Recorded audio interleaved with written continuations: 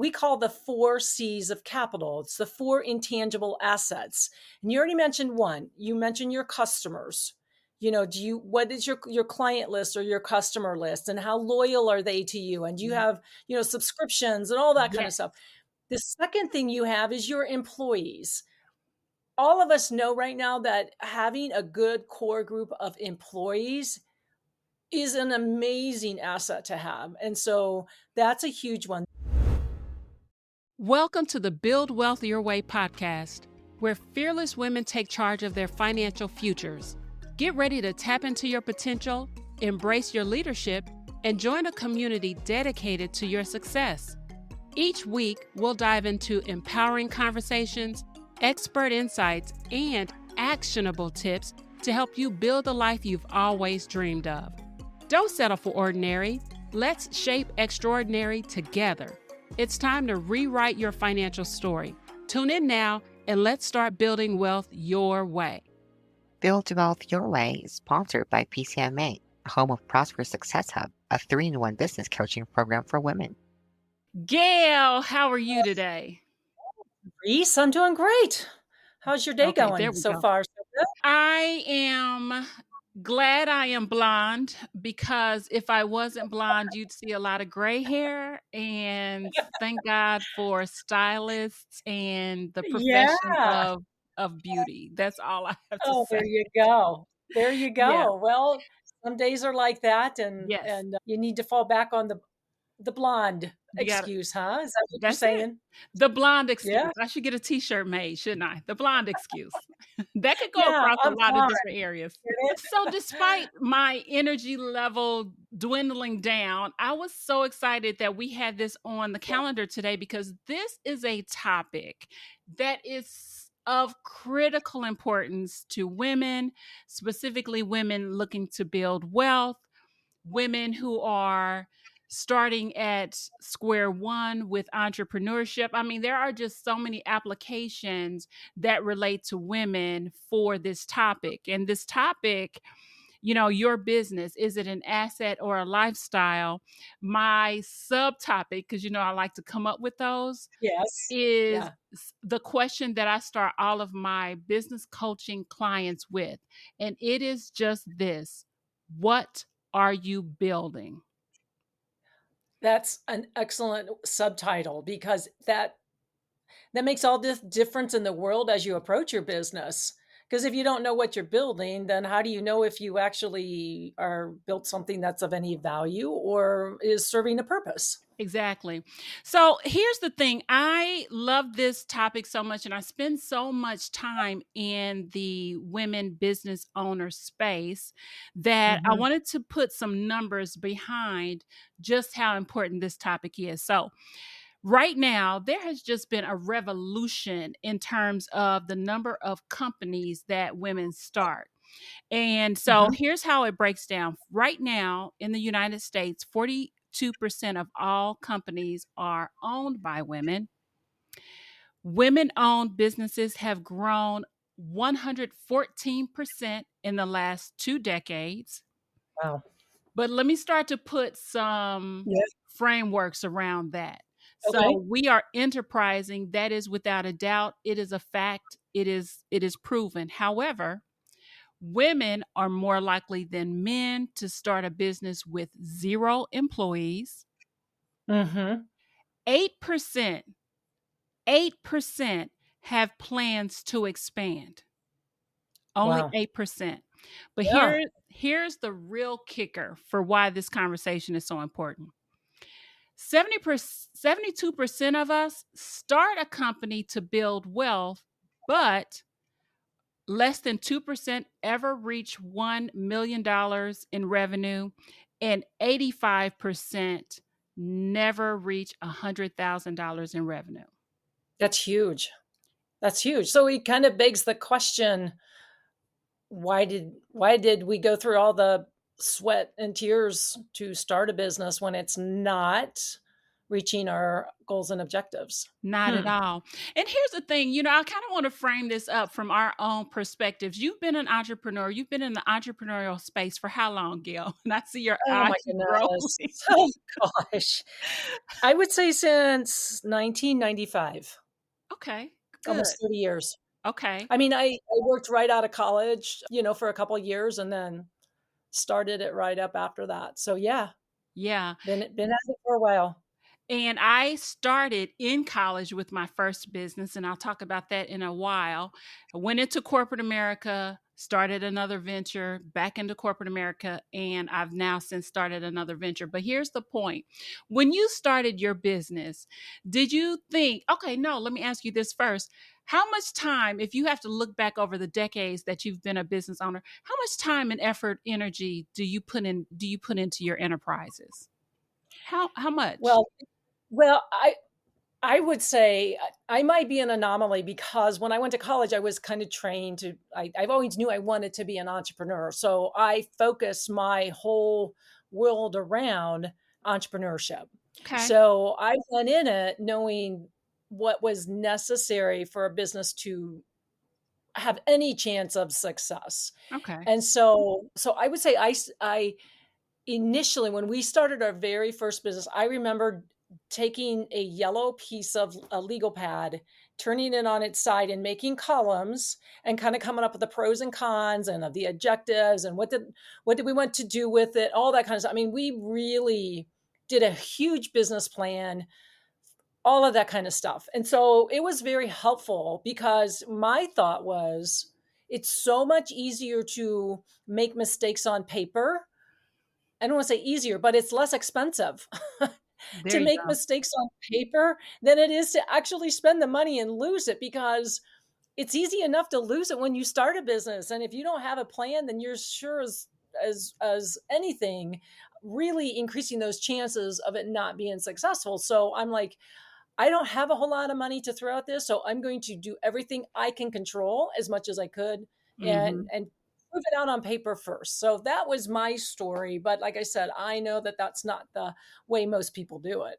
Yeah, you are an anomaly for sure. And the thing about it is I don't know how much time you're spending in your business now, but for me, and I've been intentional about this company. Yeah. I am either thinking about my company, planning something for my company, or executing on the management of the company 7 days a week for sure. Yeah.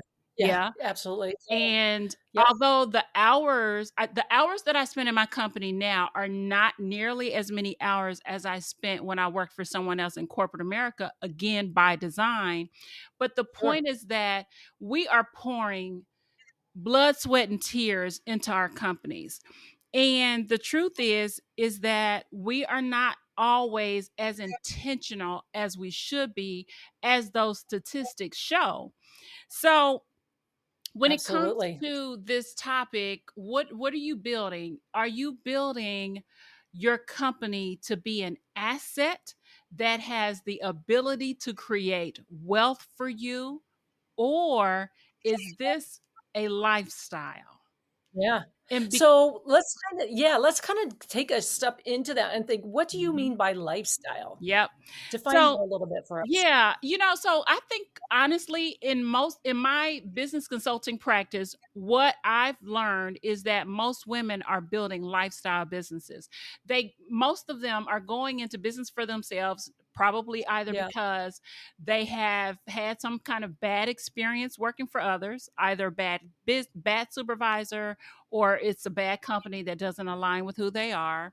They are looking to generate more money, more revenue, or they are simply someone with some talents and gifts that they want to take out into the marketplace.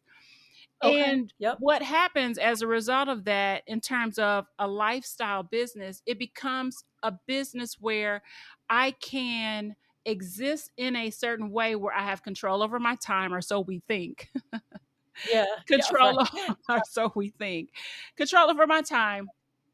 I have no more caps in terms of what I can earn, and I can live a certain lifestyle. I can take my family on 2 to 3 vacations a year, and I can spend what I generate, and, as long as I pay my Yeah. taxes and stay compliant, we can rock like this for the next 20 years. Yeah.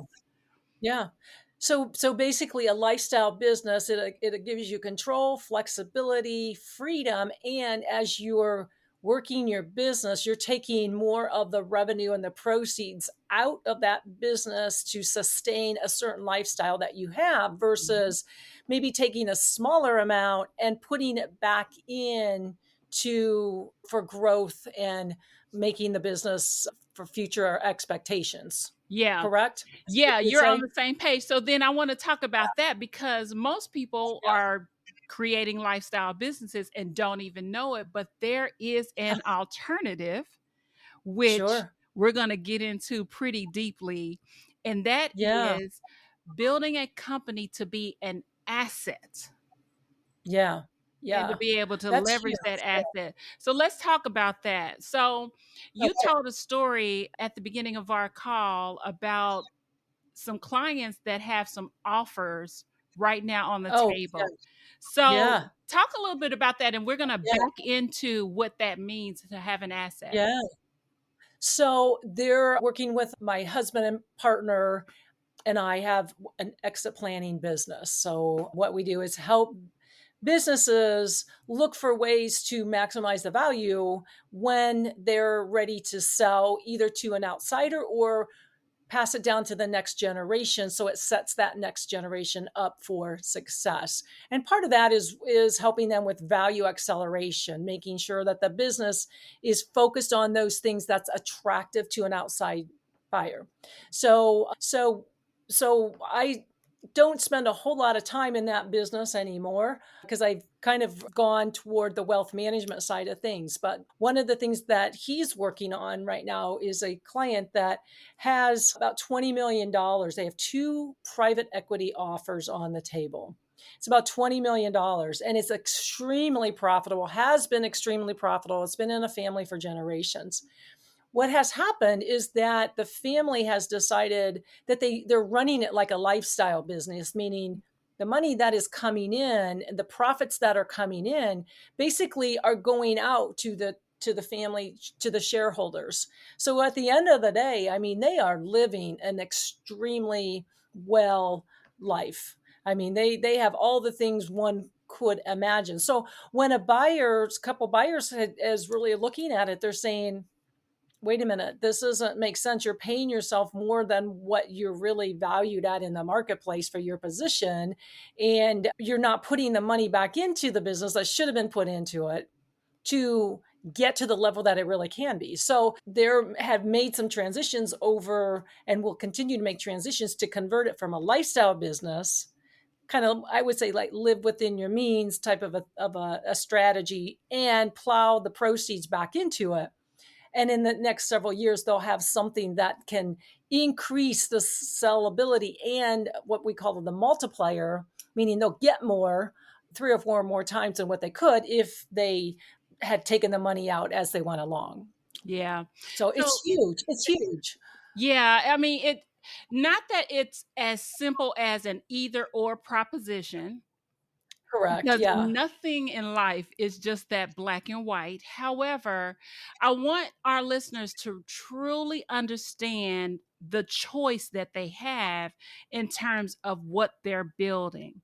You have some Yeah. decisions to make in terms of whether or not this company, which is an asset, it is a revenue generator if you're managing it well. And if you're not, we all need to talk, but Yeah. you're building a Yeah. profitable asset that can then be sold.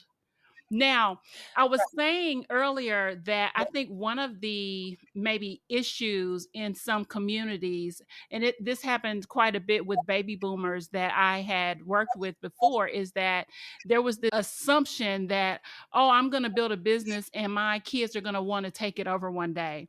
And I've Yeah. been witness to some really harsh conversations where I'm seeing people in my peer group say, no, Dad, no, mom, I don't want to run that company. I have Yeah. no desire to do what you've done or to put in the time or effort. And so you have families that are just kind of at this really strange standstill, and Yeah. we're getting ready to go through the greatest wealth transfer in America. So for those of us now who are building a company, this is the time to have these Oh my conversations. Yeah. Well, and that's huge. And there's a couple things that go along with that, and you kind of hit on them. Was one is that to start a business, like it just takes an incredible amount of sacrifice, time, and energy. And that second generation saw what their parents went through, and there is a different gap in terms of what's important to like a baby boomers or a Gen Xer versus a millennial or Gen Z or so forth. So they're looking at that and they're like, I don't want that lifestyle. I don't want to work that hard. And so as as that first generation, those conversations really need to be talked about up front, and the first generation needs to recognize the fact that you know what, it's okay if that child doesn't want it. You don't want your kids to be miserable, and pushing them into something that they don't want to do is the sure way of a business being destroyed. So that's one important aspect to have. But the other thing that people don't really focus, because it's like a subject you just don't know what to do with, is I've run across businesses where that second generation, they're not qualified to be a business. Oh my Yeah. gosh, they Yeah. have no leadership skills, they have no interpersonal skills, they have no idea about what's important, and emotional IQ, none of that. And so that that also has to be a conversation to happen. What do you do when that second generation does want it but isn't qualified? Very true. And that I actually know a story of someone. He is a dear soul and I love him so much. One of the best brains in a man I've ever seen. And yet his parents assumed he would run the business and he ran it Yeah, right into the ground. And I think it's something that now haunts him as he goes on to do other fabulous things. He's got this story that he's attached to himself because he yeah, wasn't prepared. So that was a pretty, looking sure, back at it, obviously they didn't think that would happen, but think about the impact you would yeah, have on your children if you set them up like that without really having involved them and, help them right, along in that transition. But I want to go back to something you said, because in that example at the beginning, you got this yeah, client who is doing their exit planning and they have been taking out the profits and living yeah, with them as opposed to investing back to make that yeah, asset more valuable. So I want to talk a little bit about business valuation and what goes into it sure, just at a high level, because sure. that's an Yeah, entire series of conversations. yeah, yeah. So typically, when you get ready to sell a business, let's say we're looking at a business that there's actually some value to it, that can be sold, that you have some interested buyers in it, and we'll just leave it at that versus transitioning to the next generation. So Mm. if there's a couple ways that one can value a business, typically it comes down to a multiplier of what we call EBITDA. And EBITDA is earnings before income taxes, depreciation, and amortization. So it's really looking at your profitability, and then you have what they call add back. So you're adding back things back in that maybe you did take out an excessive amount of earnings, so let's say you were paying yourself 200,000. You could just say, well, you know what, maybe a 100,000 is a good amount for that executive role. I'm going to add 100,000 back in because the new owner, they don't need to pay themselves 200,000. They can decide what they want to do with that. So that is an example of an add back. Okay. And so you come up with a number, and then there's industry standards. And it might say a best in class for your industry, for your NAICS code, might be a 4 multiplier, which means, like, let's say your business's EBITDA is $1 million and you have a 4 multiplier, then you might be able to sell your business for $4 million. So that is one way to do it. And it can be an asset sale, meaning they'll buy the assets. It could be a stock sale, Mm. so there's a lot of different ways that you could value that in terms of how that sale actually takes place. So that's a big way of really trying to figure out, and there's others based on revenue and so forth. But all of that to say, there are ways that a business can be valued. And typically, it's not necessary to get a formal certified valuation if you are in the arena right now of wanting to sell, because that could probably run anywhere between $8,000 to $15,000. And typically we see a certified valuation is done if there is disagreement among partners or there's a divorce, that it has to go into the courts to come up with a clear-cut idea of what that business is valued at. But for those that are just looking to get some idea of what your value is, there's ways and there's people out there that can help you come up with a pretty true value based on, software and formulas and all of those types of things to help you come up with that. And then you can figure out what you need to do to improve it to get to be best in class. Mm-hmm. Yeah, and I want to talk about that for a couple seconds too, because I want people to understand, all right, before this topic gets too complicated, it is a matter of, first of all, let's start with the basics. Are you building a profitable company? Let's start there. Yes. But then in terms of beyond profits, which is absolutely expected, it is also the assets, and there are tangible assets, there are intangible assets. So when you think Yes. about Yeah. tangible assets, and this is where I live, it is, has your company acquired real estate? Maybe you have a building or you have something else in terms of With you. machinery. A lot of people. Yeah, absolutely. Yep. Right. And then there are also intangible assets. And this is what I've seen and been a part of. I've seen people sell their companies because their client list has a Yeah. value. And then Yeah. there are your intangibles like trademarks and intellectual property. So there is a entire list of items that determine value. And so before anyone gets discouraged in that, oh well, nobody wants what I, okay, you really don't stick to that mindset. You need to talk to a pro so that you can really line up. Well, and it's like, are you sure you're not an exit planning advisor, a certified exit planning advisor, Darice? Because you just went down the path that really makes that most exit planning advisors focus on, because the tangible assets is what you see on a balance sheet. Mhm. And that's easy to come up with a value. But what drives value and that multiplier in a business 75% of the time is going to be based on, we call the 4 C's of capital. It's the 4 intangible assets. And you already mentioned one. You mentioned your customers. What is your client list or your customer list, and how loyal are they to you? And do you Mhm. have, subscriptions and all that kind of Yes. stuff. The second thing you have is your employees. All of us know right now that having a good core group of employees is an amazing asset to have. And so that's a huge one. The other one is your structure. That's going to be your systems, your processes, the things that you monitor, your KPIs. How well are you actually running a business like a business? Is everything in place as it should be? And the last one, and believe it or not, this is one that a lot of baby boomers will poo poo, but it is huge, and that's culture.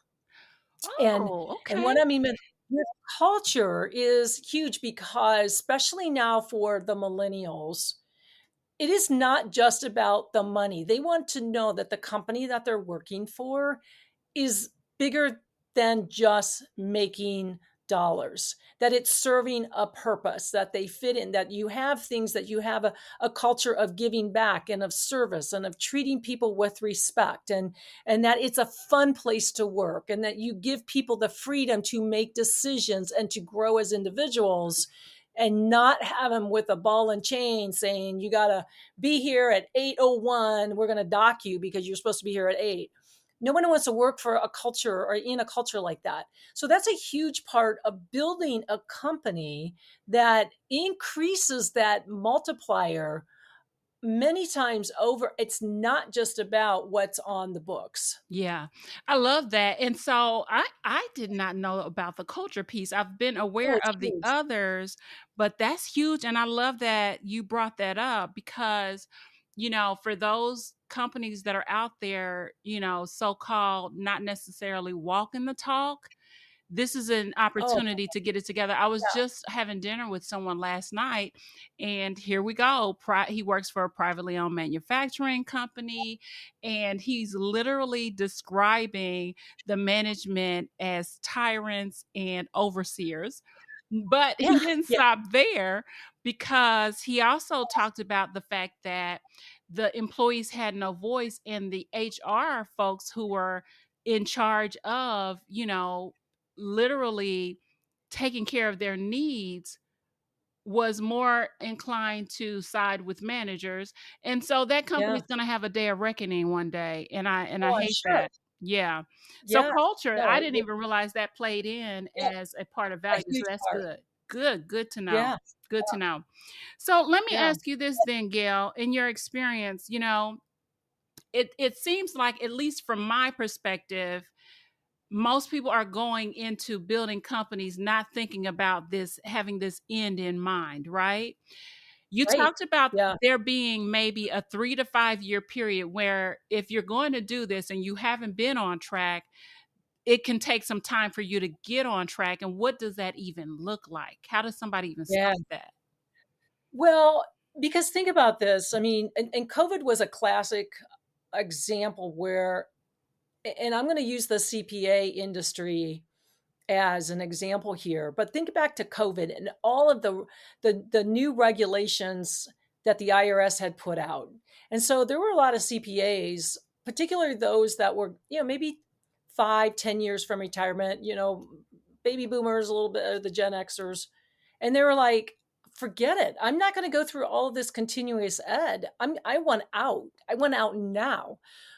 If you had not prepared your business in such a way that gave it its best foot forward, you can't do that overnight. You can't do that in 90 days. What does that mean? What are some of the things you have to do? Well, think about this.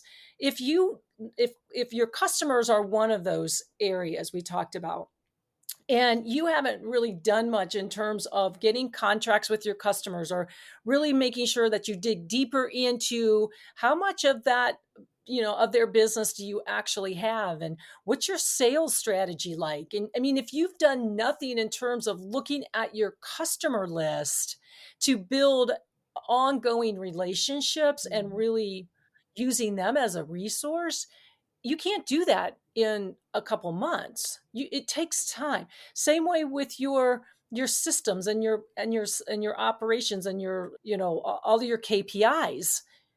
Everything takes time. And so that's why we say you need that window. Okay, and let me go back, because now I'm starting to realize, because we've been in this space, I think that we are so quick to use acronyms, and you've Oh, said the acronyms. KPIs I a couple said times. KPI. Yep. Yeah. KPIs are key performance indicators, but here's Yes. what I really want to put a pin in this, because this is yet another experience I've been privy to. I have someone in my sphere who I have several people who sell businesses, and they Yeah. intentionally built their business knowing that they were going to want to sell it one day, which is kudos Yeah. to them. They are the Yep. minority for sure. But one of the things that stopped this one particular person I know, when she was ready to sell her company, she had grown it to a profitable company. It was a good mid-sized enterprise, track records, contracts in place that would prove the sustainability of the company, and really had a great asset under her management. But what she didn't have were systems. And because Oh, she yeah. had operated successfully, mind you, without a ton of systems, it became a stopping point for her. She could not sell. She didn't get the value. She wasn't getting the offers that she wanted from the Yeah. marketplace. And it caused her to do a whole 360. So when you talk about having to step backwards to step forward, I watched her handle that. It took her about 3 years. Yeah, And she's probably had all of those systems in her head. exactly. She probably knew how to do it, and it's like, well, if you're not there because they just bought you out, how do people know what to do if it's in your head? Yeah, it was a huge wake-up call for her. And so we're going to talk about, I always have a book to throw out Yeah, as a recommendation. There were two books that within our conversations over the years came up quite a bit from me to her. One of them was Build a Business, Not a Job. And that's yeah, by a that's a great. gentleman named Finkel. And obviously, all of this will be in the show notes, just like it is every single week. And it really kind of helps put together these frameworks for how to think about the systems and operations in your business, which is Yeah, excellent. The other book that we discussed quite a bit was Your Next Five Moves. And if you look up Your Next Five Moves, I think the last name is David. The author's last name is David. mhm, It is one of the best business books on the market right now, yeah, according to Amazon. But I bring that up because, given that you're listening to this podcast episode, it is not too late to really do some intentional planning for what you want this company to do for you. And as part of a wealth building plan, this makes a great amount of sense. I mean, I think about who we are as entrepreneurs, and we're pouring so very much into these companies. I don't know an entrepreneur that is not busting her butt out there. And think right, about the yeah. residual value you can get if you are just intentional about what you're building. So Well, there's one book you left out, and you brought it up many times, and I think that it is one of the best books that has been around for decades, and that is The E-Myth. I knew you were going to say that, by I Michael love I Gerber. mean, it's Yes. amazing. Yes. Michael Gerber, because he's got, and it doesn't matter how big your business is. You could just be a person of one, or you could be a person of 1,000. But to start, he lays out what you need in order to help you with those systems, and lays out how to design your business, even if you are one person, that you're designing it around the activities, not necessarily the job description. I mean, you can have a job description, but so many times we match the job description to the person that we already have. And we think, well, Susie over here does a really good job. I think we can make her fit into this position. So let's write a job description to match Susie's strengths. And he's like, no, no, no, you gotta write the position first, then find someone to fill that position, even though you may have someone on board that you're trying to put a round peg into a square hole. Yeah. Yeah. So I want to kind of sum up what this discussion has been about in terms of your business is a legacy play. Yeah. If you want Yeah. it to be. If you want it to be. And so I hope we have given some ideas around how to make that happen and what that means. But I do want to finish up because we're always about the practical application. I want to kind of sum up. I'm going to give some ideas on what somebody could do today or who they need to talk to start positioning themselves into their business as an asset, a sellable asset. So for me, my advice would be, if I was talking to one of my consulting clients, it would be, first of all, you need to sit down and be quiet about, spend some time, not be quiet, Yeah. but sit down You need to shut your sit down and really get quiet about what it is you have and what you're building. Yeah. That's huge. And because we don't allow ourselves to think in that, because that's hard to do. That thinking's hard, and it doesn't necessarily come right. I mean, it just doesn't necessarily come overnight. If you allow your mind to start the process of thinking about it, it'll be amazing. You can be doing other things throughout the day, and a thought will pop into head that addresses a question you asked yourself when you were sitting there by yourself thinking about it. So it is the start of letting your brain start processing things. Yeah. And I'm going to take it one step further, because we are who we are. I'm also going to say it's something for you to be in prayer about. It's something for you Absolutely. to Yeah. meditate over, because I don't know about anybody else, but there is no entrepreneurship for me without my faith. I wake up every day. There was no blueprint mailed to my door when I decided to start this company. I don't know if you got one, Gail, but I didn't get one. It must have blown off by the wind because I never saw it. Yeah. So the Yeah. point is that, I am not in this alone, although I am a solopreneur and founder and all of the things. I Yeah. walk this thing out every day in faith. And because of that, it requires that I take time out so that I can listen and Oh, really that's be so in good. alignment with what God has planned Yeah, for me. So I think that totally. is That's a big. good point. But then there are some Yeah, professionals that I'm gonna suggest that folks start yeah, talking to too. I have absolutely. a couple. I know you have some. You brought up Yeah, one today I'd never even heard of. yeah, yeah, So I'm going to say that there needs to be a board of advisors that the listeners get in touch with to start a conversation. And this conversation, let me frame this up too. This is not an endeavor for you to go out there and figure out how far off you are and get discouraged and go back to doing what you've always done. I need you to do better. I'm challenging yeah, you as a listener and business owner to take the reins, to be intentional. You have talent, you have gifts. Let's figure out how to leverage these gifts and talents so that you can build a lasting legacy. Don't be discouraged.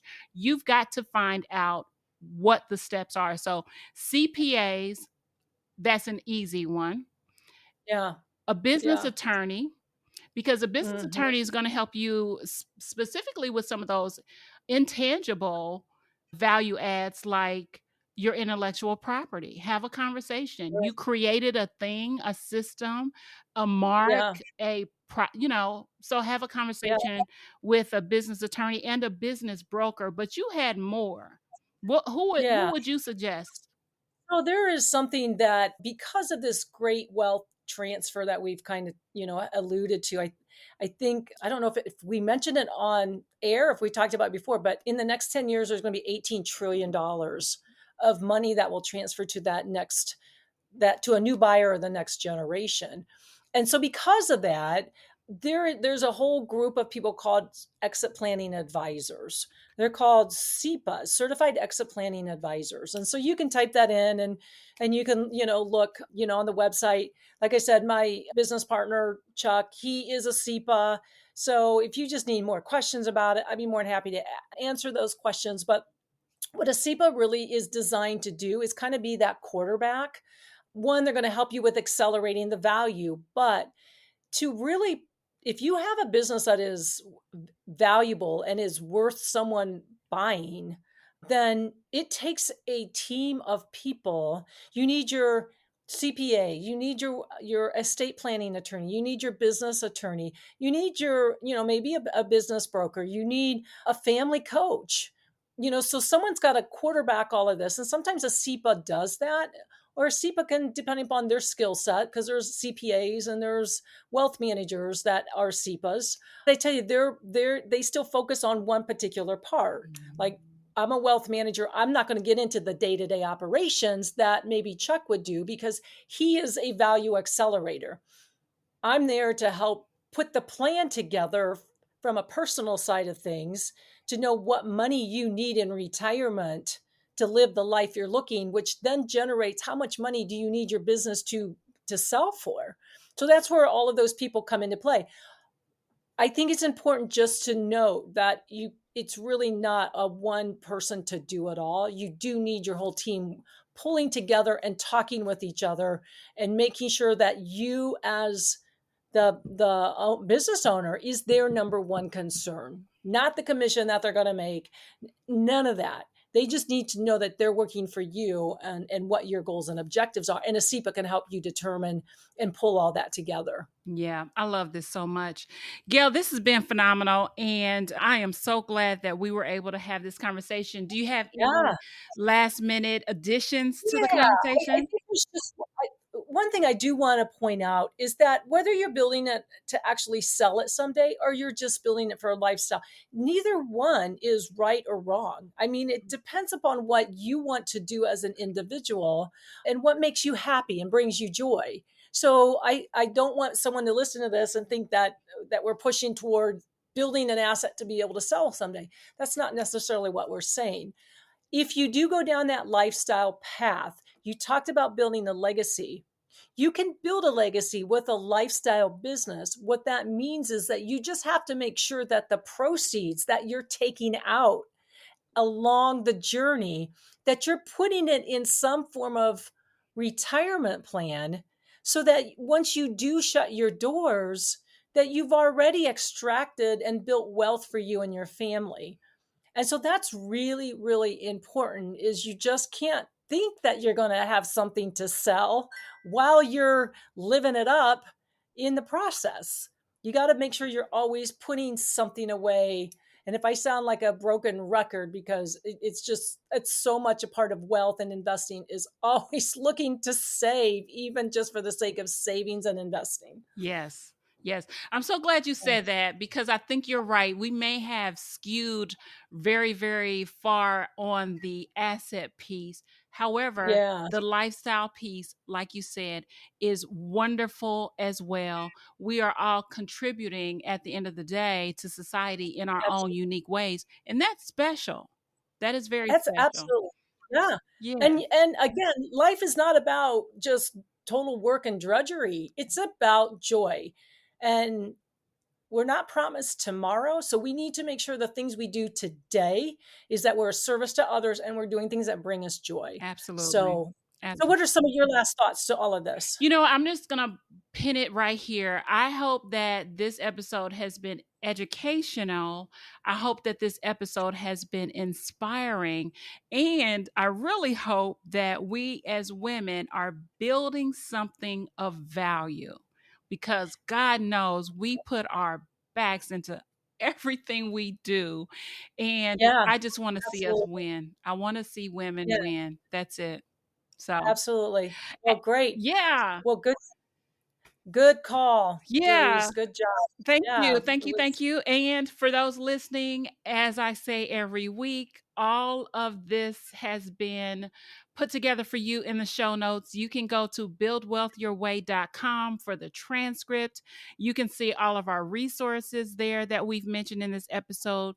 You can get in touch with Gail. You can get in touch with our exit planning special. No, that's not Yeah, EP, yeah. CEPA CEPA, certified. Certified Expert Planning Advisor. And Yeah. in the show notes, also put assessment, a free assessment. If you just kind of want to figure out where you are, take the assessment. Yeah. It just kind of starting point. So we'll make sure that's in there too. Good, good, good, good. Well, I have enjoyed this as always. I feel like every episode is not only for the audience, but it challenges me.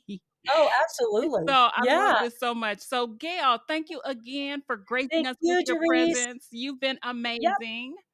Well, you as well. Great spending time with you, and go make it a great rest of your day. All right. Take care, Gail. Bye bye. And that's a wrap for today's episode of the Build Wealth Your Way podcast. We hope you're feeling inspired and empowered to take action on your financial journey. Remember, when women control wealth, the world changes for the better. If you enjoyed today's episode, be sure to subscribe, rate, and review us on your favorite podcast platform. Visit our website to stay connected for updates and more ways to accelerate your wealth building efforts. This is Darice Rene signing off. Stay fearless, stay fabulous, and keep building wealth your way. Build Wealth Your Way is provided for informational and educational purposes only. The content of this podcast is not intended to be a substitute for professional financial advice, diagnosis, or treatment. Always seek the advice of your financial advisor or other qualified professional with any questions you may have regarding your financial situation. The information and opinions expressed in this podcast are based on the host's experiences and research. They do not constitute financial investment, tax, or legal advice. The host and guests may have positions in the financial products or securities mentioned, which can change at times. Always conduct your own due diligence before making any financial decisions. No content in this podcast should be considered as a recommendation to buy or sell any particular investment, product, or service. Any investment decisions you make should be based on your own individual circumstances, your risk tolerance, and financial objectives.